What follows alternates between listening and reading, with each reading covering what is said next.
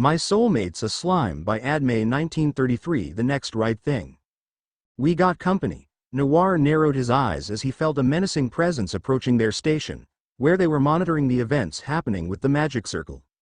They were currently watching Rimuru and the Dragon Slayers on the light screen make a last-minute checkup, just in case a hidden scheme is evoked by the Emperor of the Southwest. Maya stretched, a mischievous grin on her face. "Should I go kill this intruder or you do it?" she asked her soulmate, who just raised an eyebrow at her. "You will not stain your hands with the enemy's blood by killing, darlin'. You never took a life and I will never allow you or Maeva to kill," Noir said quite sternly. It's true that Maeva and Maya are both wizards, had seen wars and battles, but they never killed any of their adversaries. One thing that Zarif made sure they would never do was, as he knew they could never get over the guilt, giving their warm and compassionate nature. Instead of killing, their powers allow them to either transport their enemies to another dimension or revoke their magical abilities. "I shall deal with this enemy myself," Noir declares, looking at Maeva, who nodded, giving him permission. However, before the High Prince could even step out of the tent, something unusual happened. The clearing where they look out is stationed suddenly compressed, the area getting smaller and smaller till it shrunk to the size of a small pebble. They escaped. A monotone voice was heard before a blonde lady appeared out of nowhere. Looking up, she saw Noir holding both Maya and Maeva in each arm, his wings spreading wide. The eyes of the primordial are piercing and cold. If these were others they would have been intimidated, but this is of a different caliber. "What a pain in the neck," she asserted under her breath before she snapped her fingers and the air around them vibrated. Noir was quick to evade and fly higher just as the air around them compressed, thinning the oxygen all over. Instead, toxic clear gas filled the air that had the birds falling down from the sky. "As expected, you guys are perceptive." "Shut up," Noir warns, really pissed by now, surprising Maeva and Maya. This guy's is always calm and collected, but on occasional cases that he rages, there is a high chance of running amok. "Huh? Do you think you can scare me, demon? Quite delusional, I tell you," the blonde taunts, but Noir remains silent. Instead, he gently let go of the ladies who floated in the air next to him. "Sorry to crush your little dream of calling me delusional, but I shall show you why exactly I am feared," the High Prince starts. "You scum." The blonde was cut off when an explosion beside her suddenly occurred, forcing her to lose her balance and fall on her knees. Surprised, she looked up just to see Noir already towering her over. "I just told you to shut up, didn't I? I hate mouths that opens just to mock and ridicule others. You think you are superior just because you possess great magical abilities and use that to brandish your strength. I loathe people like you the most." The blonde gasped when the High Prince placed his hand on top of head, not so gently. "If it would have been my old self, I would have crushed you by now. Be thankful I was not given permission to kill you, or I'd do it many times over," Noir whispered in her ear. It seemed like a normal whisper, but it's sharper than sword. It cut right through the core that had the lady fearing for her life. And as for your little display of shrinking things, it's quite incredible, but how you control the masses has many flaws. Watch and learn from the master enchantress." Just as those words escaped Noir's lips, the shrunken perimeter returned back to normal after a quick show of light engulfment. Shocked, the blonde looked around, not believing her eyes. She didn't even see it. That was insanely fast. Panicked, she tried to use her powers only to find out she can't. Fear clutched her more as she tried and tried but failed. "Don't even bother. Your powers are sealed the moment my wife broke your spell." Rimuru emerged from the bushes with all the dragon slayers behind his back. He stopped beside the lady and looked down at her. "A way to defeat an aura is to release your own stronger aura. It applies the same with enchantment. Lay out a stronger enchantment and overpower the other. If the caster so desires, they could even take your powers along with it. I guess your emperor didn't tell you that." Rimuru crouches down, his golden orbs reading right through her and instilling fear he isn't even aware of. "All of the magic summoning circle is gone. I want you to go deliver a message for me. Tell your emperor. I will crush him with bare hands and make him pay for all the crimes that he had committed." Having warned her, Rimuru stood up and walked towards his wife, but then stopped as he recalled something. That reminds me." Rimuru turned back to the girl, his gaze menacing. "Tell him I will never forget what he did to his second-born. I am claiming and declaring right here and now, Zarel is no longer a Frostia. He is a Tempest. He is Zarel Tempest, Prince of Jura Tempest Federation and firstborn of mine. Shall I hear a single touch of his hair from your side, I'll devour your realm without a trace." With that, he walked towards Maeva, carried her in his arms and walked on. "We are done here, underscore. Zarel is the second-born of the Emperor of the Southwest. The first time we talked to him, I noticed his little flaws quickly. He was quite jittery and the magic summoning circles seems to be a vulnerable topic for him. So I sent one of my body doubles and infiltrated the empire of this emperor." Rimuru explains the moment he was alone with everyone he trusted the most. With his claim of Zarel taking the position of Tempest First Prince, it led to quite a series of confusion, so the Tempest ruler has to clarify. Not that it matters though, but Rimuru already has 7 daughters and an unborn prince on the way, who will be the legal heir to the throne of the empire. But with Zarel coming in the picture, the topic of heir couldn't be avoided, maybe not for the Tempestians but for their allied kingdoms. However, Rimuru's decision stood firm. "I found out that Zarel is the legal son of that emperor whose name is Alex Drune Frostia by the way, yet chose his adopted son, treating him with utmost care while discarding his own, treating him no less than the lowest of servants. Eventually, he was almost killed by the adopted firstborn and he took that chance to escape. So I claimed Zarel to protect him. Worry not though. The decision is still his whether or not he abides with this or go his own way.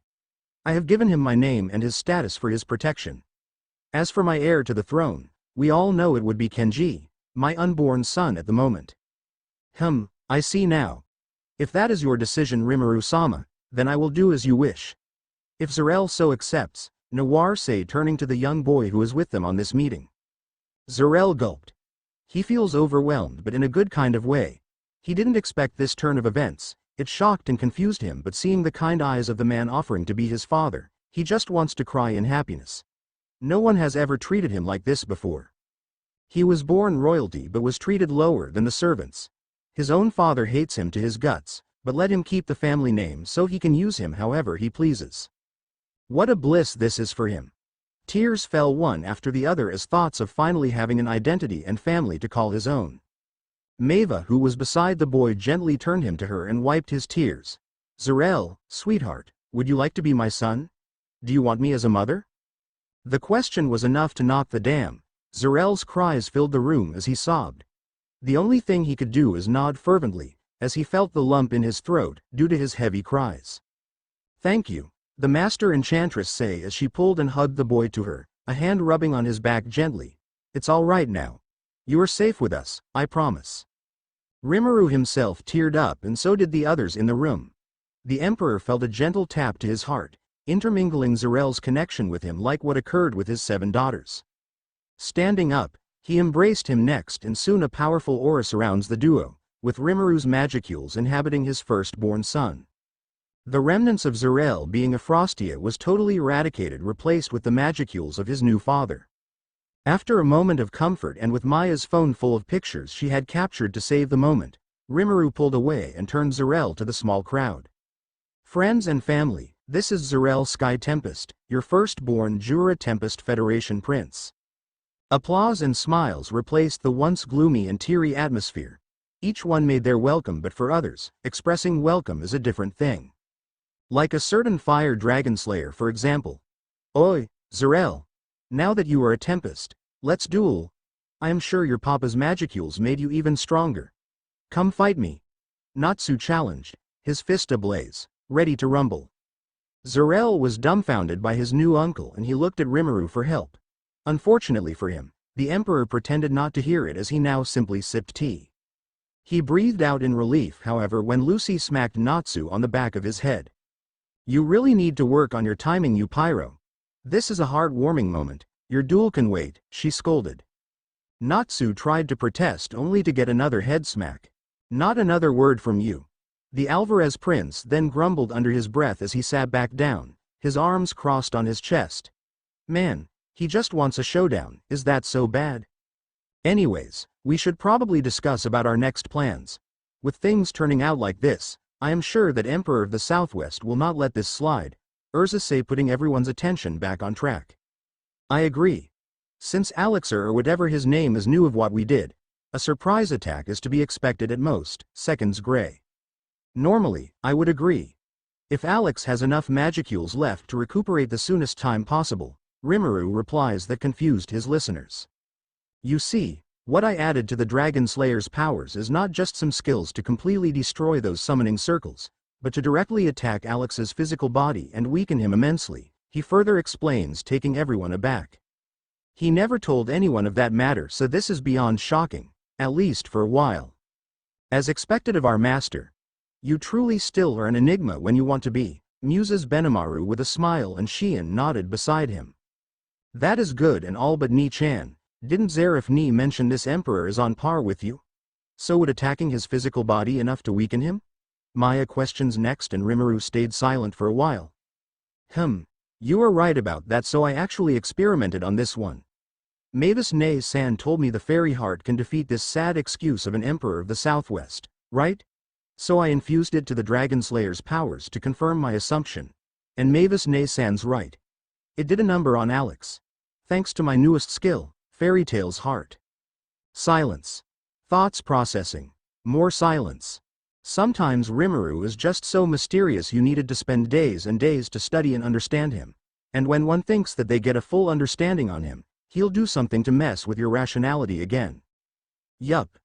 That is the Emperor of Tempest for you. So does this mean Alex will be forced to recuperate and put his plans on hold, Rimuru-sama? Confirms Noir, and the Emperor nods. Exactly. I am not even surprised if he needed a whole year for that. It's a good thing for us too. We have more time to prepare and devise our strategies, had they planned to invade us in the near future. As long as it's your plan, Rimuru-sama, there is no war we couldn't win.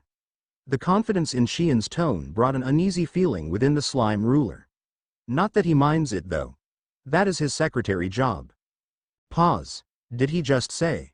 Did you just name your ultimate skill after Fairy Tail? Mava queries, checking whether or not she heard right. And she just had to ask that in the middle of a serious discussion, but hey, you can't blame the curiosity of a pregnant woman, earning a smile from her husband. Yes, I did. Love. Mavis-ne-san is the first master of Fairy Tail, and this is her precious fairy heart. That is more than a power but a bond of all Fairy Tail members. I am deeply honored to receive this. So in honor of the first master and all of the members, I named it after her. It's such a heartwarming reason, especially for the ones involved. It tugged their heartstrings, but it's not even an exaggeration to say that Happy is now crying buckets of tears. Even Wendy and Carla wiped a tear or two, followed by a grin from Lucy.